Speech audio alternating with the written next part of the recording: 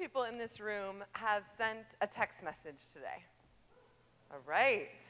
How about in the last hour? How about in the last 5 minutes? How many people could tell me right now if the moon is waxing or waning? Okay, a couple. How many people have spent a full day in the last week using neither your phone or your computer? None. And how many people would be able to identify a monarch butterfly if they saw it fly past them? Okay. Why am I asking you all of these questions? I'm Johanna. I am the founder of Grow Youth Farm. We are a farm that hires teenagers to grow food for their community. I have a cell phone. I have a Facebook page. I send many emails most days. I also work on a farm. I inhabit two worlds. The world of the farm, full of plants and animals and insects and people, and the world of technology, full of communications and messages and calendar alerts and information. And it is this dual existence that has made me wonder, how is all of this technology changing us? And how is it changing our understanding of our place in the world? So this begs another question, which is, why am I so addicted to my phone? Well, it's not just me, and it's not just you. Apparently, it's our brain chemistry. Every time we get new or important information, like a text message, we get a little bit of dopamine released into our brain.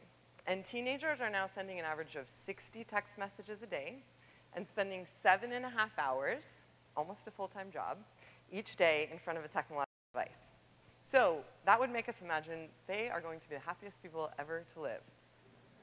But is that true? Is all this technology actually making us happier? And is it making us better people? Well, there are no answers to these questions. But I would posit that our constant use of technology is changing our understanding of our place in the world. How? Well, from the very first rock used to break open a shell to the iPhone 5, each bit of technology is created to give us a greater sense of or control over the world. And when we interface with the world through the internet, we normally control how we represent ourselves. We post beautiful pictures of ourselves from our vacation on Facebook, or we tweet out witty messages to our followers. We begin to imagine we are the center of the universe around which everything orbits. In fact, this is not true.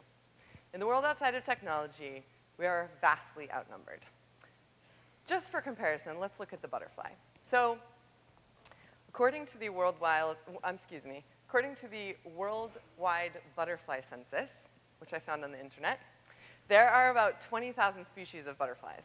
And if we pick just one individual type of butterfly, let's look at the monarch, which is currently concluding a 2,000-mile journey north of us through our city to Mexico. There are about 100 million monarchs that make that trip every year. So even if we conservatively estimate that every other species has half that number of individuals, that's 20,000 times 50 million, or 1 trillion butterflies. So when you think about this, it puts it all in perspective in a certain way. But these are just numbers, and numbers don't mean anything unless you love one individual thing that those numbers represent. A couple years ago, my neighbor showed up in my house with a couple of milkweed plants in hand, totally panicked that the monarchs had nothing to eat. I will never know if this is true or not, but I dutifully planted these plants and promptly forgot entirely about them, until I came home one day and discovered this, which in turn laid eggs and turned into this. I became completely obsessed with these things. Anyone who knows me from this time in my life can testify that I could not think about anything else. I would wake up in the morning, and the first thing I thought of was, what has happened to the caterpillars since I went to sleep?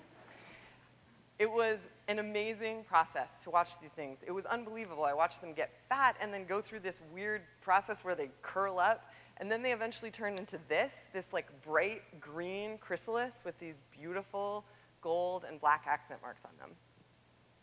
And in this process, my house turned from the place where I lived with my dog into an ecosystem. Not all of them survived. Tragically, some of the caterpillars did not become chrysalis, and some of the chrysalis did not hatch. There was a little bit of heartbreak every time that happened. But I did have the good fortune to one day watch one of these things emerge from its shell as a fully grown, fully developed butterfly And I watched it sit for an hour in the sun and dry its wings. And in that moment, I finally understood why the butterfly is the iconic symbol for change, why it is drilled into our minds, why we read 100 stories about it in elementary school. And it wasn't until that moment that I actually cared or that those stories meant anything to me. At Grodat, we hire teenagers from different schools in different neighborhoods, and we bring them together where they work together outside towards a collective goal. In this process, they learn from each other, they learn from the staff, and we all learn from the cycles of nature within which we work. We learn really important lessons like how to be observant, how to be resilient in the face of constant change and ever-present disaster, how to be part of a dynamic system that is bigger than any of its individual parts. And when we're together on the farm, we don't use our phones. So we can create a small bit of space and time protected against the distractions of technology, where we can be together and notice what's going on around us so that we can better care for this tiny little part of the world that we're responsible for. So my challenge to you is, when you leave here tonight, learn to love some little part of the world. Put your phone down for a minute, step away from your computer, come to the farm, pull weeds with us, check out little lizards and frogs, watch birds and butterflies fly overhead. Or, at the very least, like us on Facebook. Thank you.